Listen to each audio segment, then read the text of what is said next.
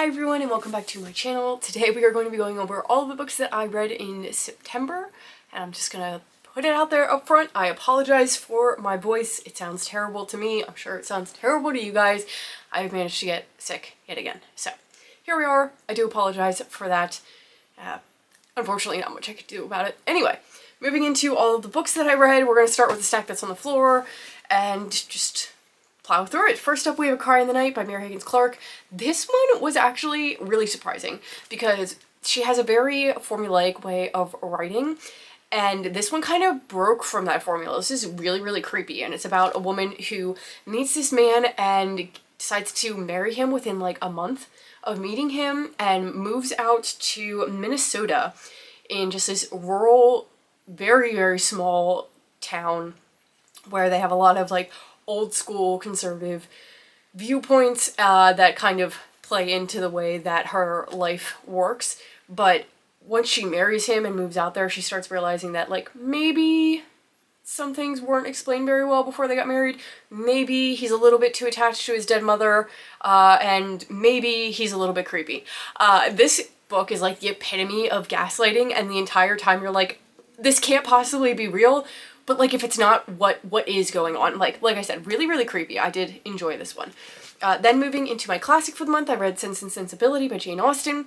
This is about two sisters that are, like most Jane Austen books, trying to find husbands and matches for their life. And they're very different sisters. Like, they both have different ideals and ways of looking at life and everything. I kind of found this very reminiscent of Pride and Prejudice. There's a lot of similarities in here as far as the way that like some of the men were and the terrible things that they did, and just, I guess, the way that the society functions. And since she does sort of look at similar topics with her books, it's not overly surprising that they're very similar. I just didn't expect that. So then my Agatha Christie for the month was Sleeping Murder. This is about a woman who buys this new house in London, this little cottage, and while she's there, she starts realizing that like she recognizes things about the house that she shouldn't really remember. And it's not even like she sees them and goes, oh, that looks kind of familiar, like a deja vu thing. It's like, oh, there should have been a door there. And then she finds out that there used to be a door there and then they walled over it. Or, oh, there should be steps down this way. And she can't quite figure out why. And then she starts having these memories of seeing a dead body on the floor when she was a little girl and hearing this name. And she starts wondering whether or not these are memories, if she's seeing ghosts, like what is going on. This one was a really good one. I really enjoyed this one a lot. This was a 4-star read. Then, just completely out of order, like normal, I read The Deal by Elle Kennedy. This is like a hockey romance where she is trying to make this other guy on the football team jealous, and the main male character is on the hockey team. He agrees to help her, and in exchange she has to tutor him. It was more his idea to make the football player jealous than hers. She thinks that's silly, but he's like, no, I have all this prestige across campus. Like, this is gonna get you noticed. It was okay. It was a cute, good time, like 3-star read, but I've actually read better hockey romances. Sorry, I just felt like the attempt at depth and just going beyond the romance wasn't really well executed. I just didn't really feel like we actually got more out of the storyline, which sounds terrible if you know what the topic is that they were going into, that was supposed to provide that depth. I don't know, I didn't feel it, I didn't connect to the characters at all. So 3-star read. I'm still going to continue the series. I think there's some other ones that I like a little bit better. Then I started the audiobook for Blessed Child by Ted Dekker. I had read Ted Dekker in high school and really enjoyed some of his stuff, but like, this was not the same as what I remember reading. I think because it's not one of his more suspense, like creepy stories, it just felt really flat. It didn't have any of those elements in it, and it's like about this man who is working in Ethiopia, and he saves this kid from a monastery that's an orphan to bring back home to the United States after like the monastery is attacked, and the kid might have like special powers where he can kind of heal people. So then there's other people that are after him. It should have been interesting. There should have been a lot of conflict and intense moments behind it, but it was just really boring. Like, I got so bored listening to this. I think I got 80 pages in and went, you know what, I'm just not interested anymore. Then to get another boring one out of the way, I listened to the audiobook for The Nature of Witches. This was available on Audible without using like an extra credit, so I figured, you know, why not? Like, I ran out of my audiobook times, and I already own the physical copy, so like, let's just start it. And it's an interesting take on magic. It's about witches who live in Pennsylvania, which surprised me. But they all draw from different seasons, and when they're in that season, their power is much stronger. So obviously, like, if you're a fall, like an autumn, they don't call it fall. If you're in autumn, which once it hits fall time, your powers are really strong, and you can control certain elements of the weather and nature that are associated with that time of year. Winters can kind of control more like sleet and snow and everything like that. And they're supposed to be trying to influence the environment and weather and nature in a useful, helpful way. I think it was definitely supposed to sort of get into the idea of global warming, I think, because it was talking about how the, whatever they call humans, how what they do is affecting the weather in a way that the witches can't control. So I think that was what the attempt was. The main female character in here is actually a really special witch that is able to control every season's powers. The problem is that her power is very uncontrollable, and when it gets out of control, it attacks people that she cares about. So she's really scared of using her magic, and it's sort of supposed to look into her learning to do this and then also trying to fix this problem of the weather being out of the witch's control. It just kind of missed the mark. It fell flat.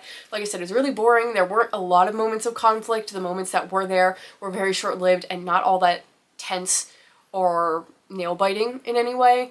And I'm all for a cozy fantasy. I do enjoy them, but the elements that a cozy fantasy would have that would make you want to keep reading it weren't in here either. So it really just didn't seem to know what it wanted to be and didn't have any of those elements. So it's like a 2-star read for me. It was really boring. Then I read The Fabric of Our Souls. I have 2 copies of this because I loved the artwork for both. So I got both. Thought that meant that I would really love it, but it kind of didn't work for me. It's about this young woman who is struggling with depression and wanting to live, so she gets put in this unorthodox psychiatric hospital.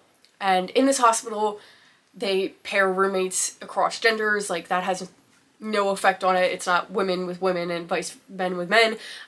They have all gender bathrooms, so they're all showering together. They're just allowed to do whatever they want. And sleeping with each other seems to kind of be somewhat encouraged by the staff because that could fix you. And it's just obviously a very unorthodox situation. So she is placed in a room with this guy who is just sadistic. Like, he enjoys pain, he enjoys watching other people's pain, he enjoys his own pain, but he feels this weird connection to her. And it's supposed to be their love story and how they heal each other. I never got the healing each other part. They went from despising each other to sleeping with each other very, very rapidly, and it just, like, the healing aspect never really kicked in here. And then there was a third guy in here that was sort of like on the outskirts of the little triangle, but you got hints that maybe he was supposed to be more, and that she might have to choose between them or end up with both of them, and you weren't really sure, which obviously the cover lends to, so I'm not really giving anything away on that one. But yeah, and the end of this felt really gimmicky.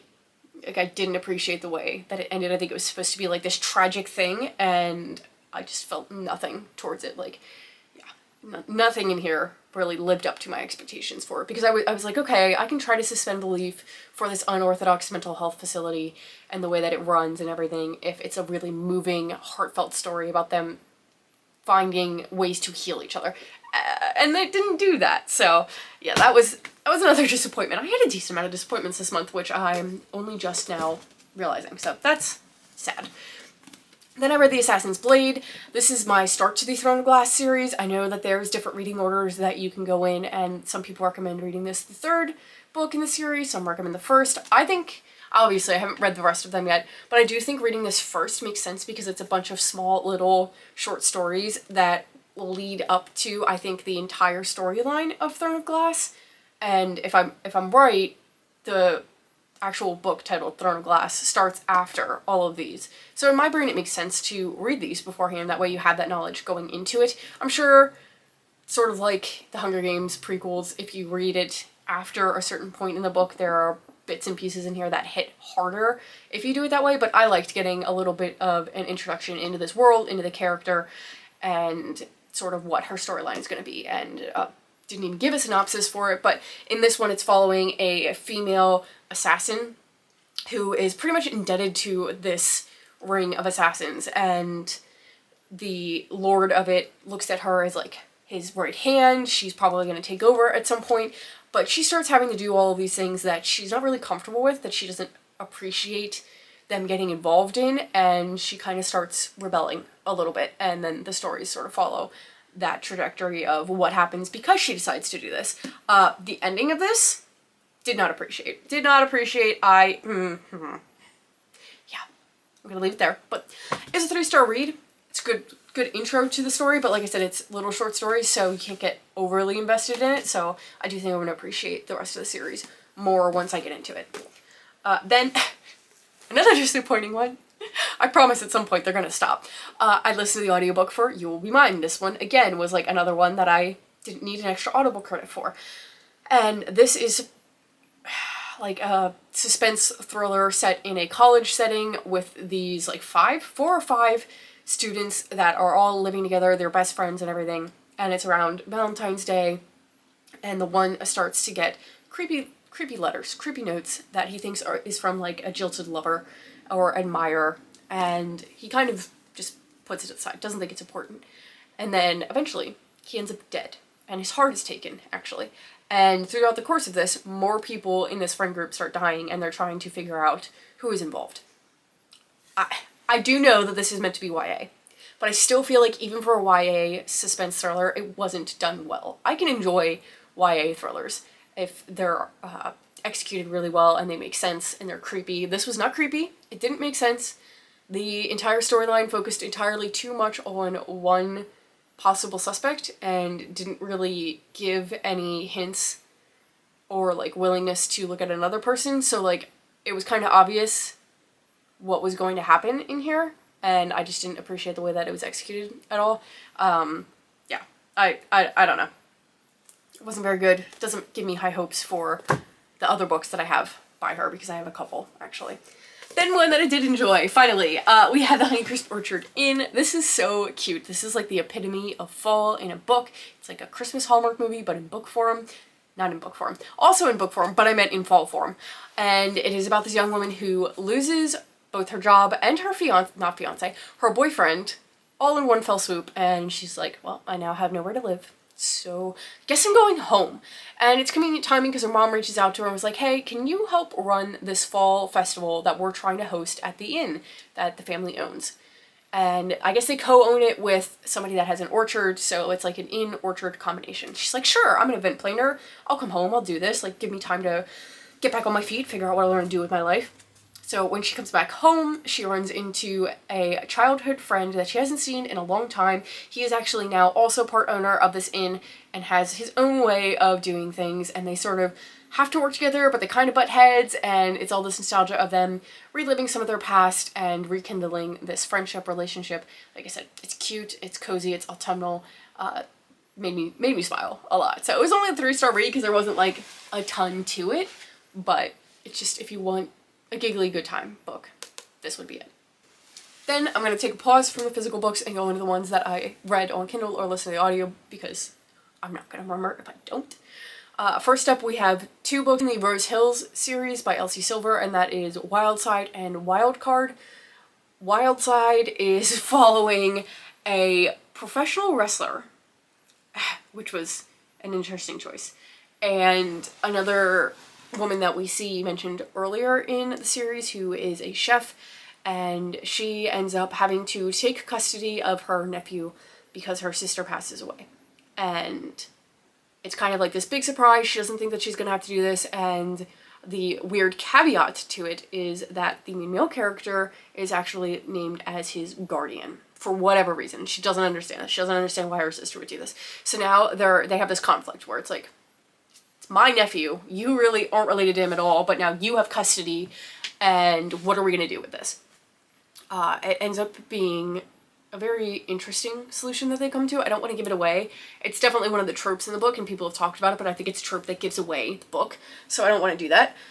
I didn't like this one. It was a 3-star read. It's probably my least favorite Elsie Silver book in like the entirety of what I've read so far. And I haven't read her first series, but out of Chestnut Springs and Rose Hill, this is my least favorite. I just didn't like the connection. I didn't like this solution that they came to, and how like just sort of lackadaisical they were about it. They were like, yep, we're gonna do this. It's like, it's not that big of a deal when it's a really big deal. And I didn't connect to any of it at all. It was cringy and I wasn't a fan. So yeah. I will say though, that I do appreciate the way that Elsie Silver sort of took the single dad trope in all of these books and made it different. It's not just a dad that his wife either passed away or he got divorced or he was never married. Like, they're all really interesting how they end up being fathers, like the circumstances that sort of surround that. So I do appreciate that, because if you didn't know, they all are about single dads. I might have just said that a sentence ago and I don't remember because foggy cold brain. Sorry if I did. Anyway, moving on to Wild Card. This one was my favorite out of the series. There was just something about the two of them that was so adorable, and it follows a man named Bash, who you really don't see too much throughout the rest of the books. Like, you see little bits, but you don't know a lot about him, and you find out that he is a firefighter, but like he fights wildfires, but he does it in a plane. Like, he flies a plane and drops water and whatever else on fires to help combat wildfires, which is really cool. Like, super cool occupation to pick. So that's what he does, and you learn more about him, and he's traveling all over the place. And then the main female character is Gwen, and she's introduced in Wildside. She is in town as like a temporary yoga instructor, and she also sort of just flits about and is sort of trying to find her place in life and where she wants to be. They have the most adorable meet cute that I think I've ever read. Like, it's definitely one of my favorites that I've read before, so I won't spoil it for you guys, but like, I was grinning like a fool the entire time I was reading it. It was adorable, and I absolutely loved it. And then the way that their story went is just so sad and like really tragic how it got derailed. And I don't want to tell you that either, because that would give stuff away, like some of the tropes in here. But the one trope that everybody is like, oh, I either hate this trope or I really, really love it.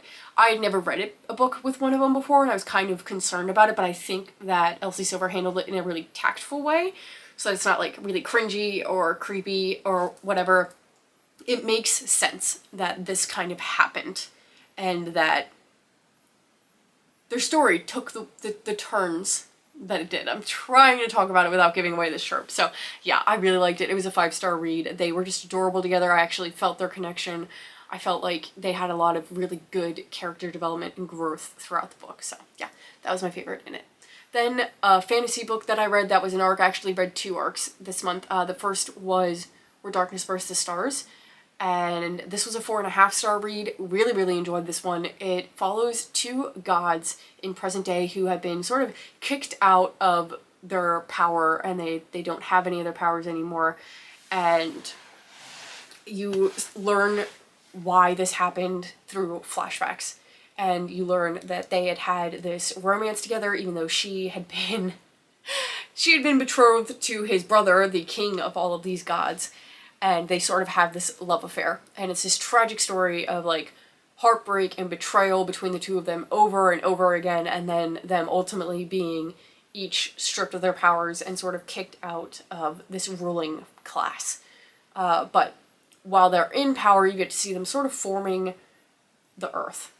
The All-Father made them and then gives them the ability to create other beings. So there's magical beings, and they're also creating humans. So you get to see some of that building process. And then in the present day, like I said, they've been brought back together, and they have a lot of issues of trusting each other just because of all the betrayal and everything that's gone down with them. And you're like, what happened between you two? Because like, obviously it's something. So there is so much slow burn and angst and just tension between the two of them that you feel so deeply in the present day timeline, but then you get little hints that are satisfying in the past timeline, but you're like, but you guys aren't this now, and I need you to be like this now.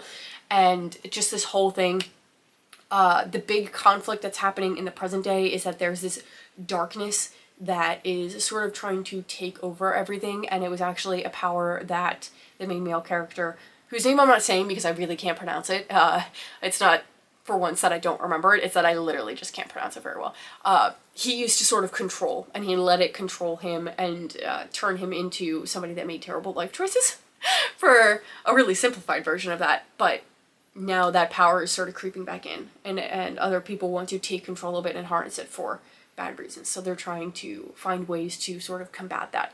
I think it was a great book. It's available in Kindle Unlimited if you guys want to read it. I think it's a setup for a really great series. There's a lot of world building in it. It's a very heavy world building system. But once you work through some of it, I think you'll really enjoy it.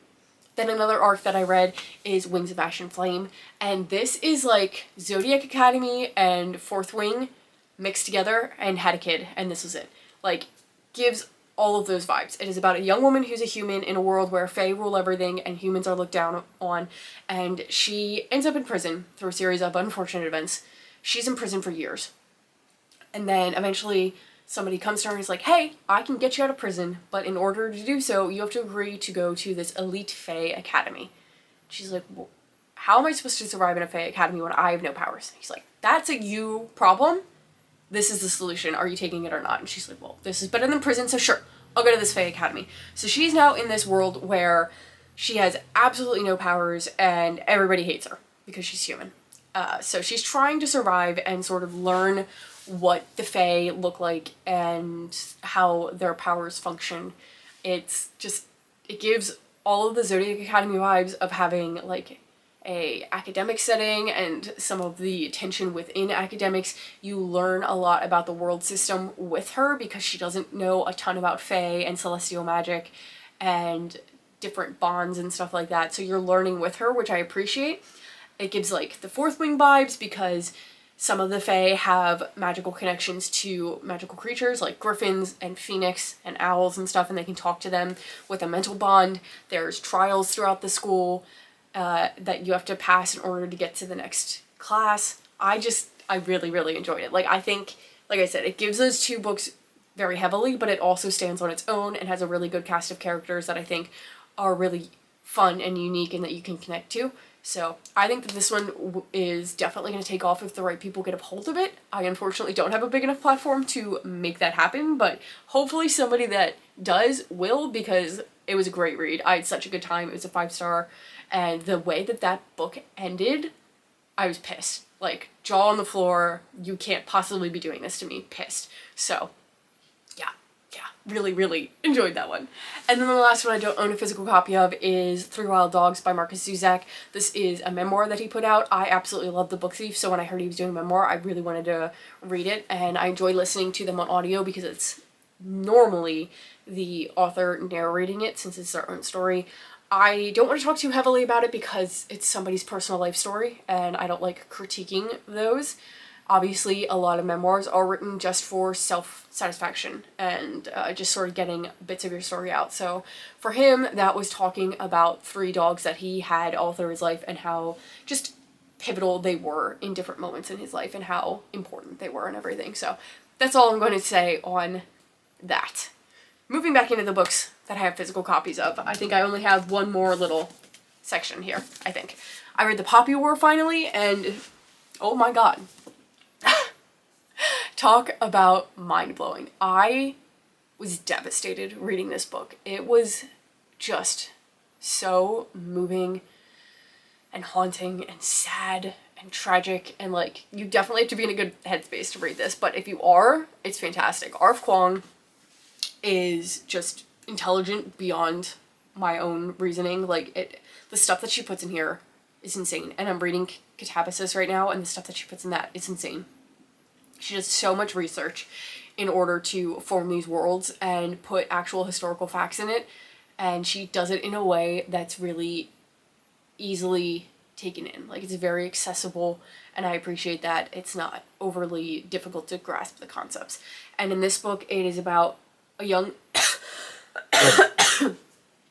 a young woman who is from a poor town and really doesn't have access to a ton of education and academics, but she manages to convince somebody in the town to help tutor her for this test that would get her into some of the more elite, prestigious academies in this realm. So she takes the test and she ends up passing and getting like the high score and being accepted into this war academy called Singard, and it's the most elite training academy that they have. This academy is necessary because this territory, I don't know what you want to call it, this empire has multiple different sort of ruling parties within it. It's broken up into different territories. Each territory has their own ruler. And obviously everybody's kind of working together, but not really. They want power anyway. So there's a lot of imbalance within the world. There's not a lot of stability with the governing factions. And another outside territory is trying to come in and take over. So they're very close to potentially having another, what they call, Poppy War. There's already been two. I would have expected this to be the first one. There's already been two, and now they are on the brink of having a third one with this new power trying to take over. So that's why this academy is so important. So when Rin goes there, she actually ends up getting a master in shamanism, and it's just this sort of old school belief that not a lot of people buy into, where they can connect with the gods and get certain access to certain powers. And like I said, nobody really thinks that this is really feasible anymore. They think it's sort of a stuff of legends. And it sort of follows her learning these new powers and learning more about herself and the military and making all of these impossible choices throughout the course of her schooling, and then once she's actually like in the middle of this war. Like I said, this is really tragic and heartbreaking.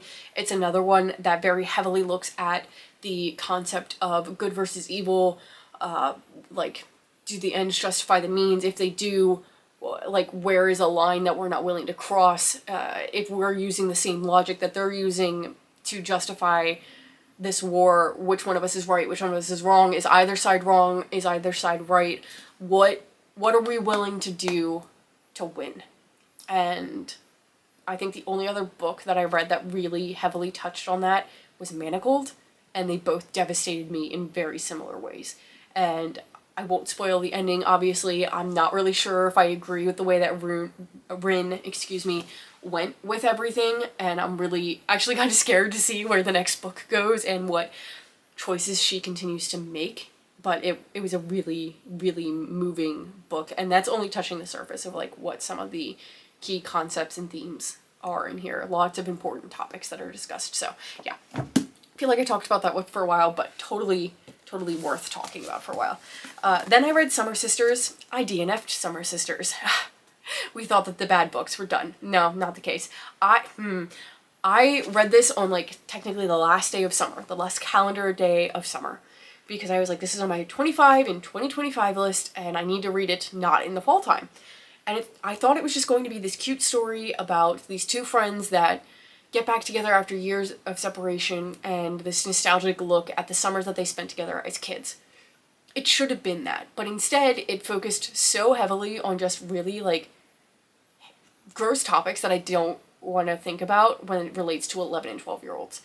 Like, I just talks a lot about them exploring sexual things at a really, really young age, and I just don't think it was appropriate for kids that are that young. I've read like Boys of Toman in the one book. It has content like that for somebody that's really young, but I think for that it made sense because it related to the abuse that she's undergone and the way that that sort of has effects and like a domino effect in her life. So in that, it makes sense. In this, it just didn't make sense. They were reading books that they shouldn't have been reading at such a young age. The dad takes them to a nude beach. A nephew is having like sexual thoughts about his aunt, and then his aunt is having sexual thoughts about another minor boy, and I'm like, none of this is appropriate behavior. So yeah, we DNF'd that very, very quickly. I think I made it through 80 pages and I was like, I can't do this anymore. This was not the fun summertime that I wanted this to be. So yeah. Anyway, then I read Morningstar. I listened to this on audio on the way down to visit my parents in Florida. This is the third book in the Red Rising series, so I can't talk too much about it, but I love this book so much. This series as a whole is probably a god tier series. Like, this is an insane end to this world and this just crazy series of events that Pierce Brown came up with. I loved these characters. I loved the dynamic between all of them. Pierce Brown is not afraid to, I think writers call it kill your darlings. Like, I cried a couple times reading this. I was in shock. I just couldn't understand the way that this was going, but it was incredible, and I loved the way that he took the whole uprising thing and I'm going to take over and reform this world, and he doesn't just end there. He actually looks at, what is this going to look like once we do this? Like, I think a lot of authors don't want to tackle that topic. He talks about that a little bit, which I appreciate. It was just crazy. It was mind-bending the way that this world went. And it has so many funny moments, which I would never have expected. I would strongly recommend listening to the audiobook for it. The narrator does a fantastic job of just telling this story and really bringing you into it. I was laughing so much while I was driving because they were just comedic moments, and they hit really hard because of the way that the narrator tells the story. So 5-star read, absolutely love this. I think I'm going to take a break before getting into the second arc of it. I'll probably read that next year, but absolutely going to be doing that. In my last two books, I read The Crimson Moth, also known as The Rebel Witch. This was just like a cute, fun time. It was a 4-star read. It's about this woman who is a witch, and she decides to enter this courtship with a witch hunter to kind of protect her efforts to help other witches. And the way that this story just goes is really fun, and it's a good time, like I said. Nothing super revolutionary, but I appreciated reading it, especially because I read it after the Poppy War, and that was really heavy. And then I read Apprentice to the Villain. This is the second book to Assistant to the Villain. This is just a cute, cozy fantasy that made me laugh and made me smile. I love the witty banter between these two characters and their dynamic. It's just so, so funny, and that's honestly the reason that I love reading these. Like, the plot's kind of fun, but I'm in it for the characters at this point, if I'm being honest. So can't talk too much about the plot for this one because it would give away stuff for the first one. But those are all the books that I read in September. I did start Catabasis. I just didn't finish it, but this was the only book on my TBR for the month that I technically didn't finish. But like I said, I have started it. I got like 150 pages into it before the month ended, so I will be finishing it very, very soon, and I will talk about it in my October wrap-up. But spoiler, I'm really, really loving it. R.F. Kuang is definitely going to be an auto-buy author after reading 2 of her books this month. So that is all that I have for this video. Thank you so much if you've made it this far and for watching another video. I hope that you guys enjoyed. Let me know what your favorite and least favorite book in September was, and I hope to see you guys in another video very soon. Bye!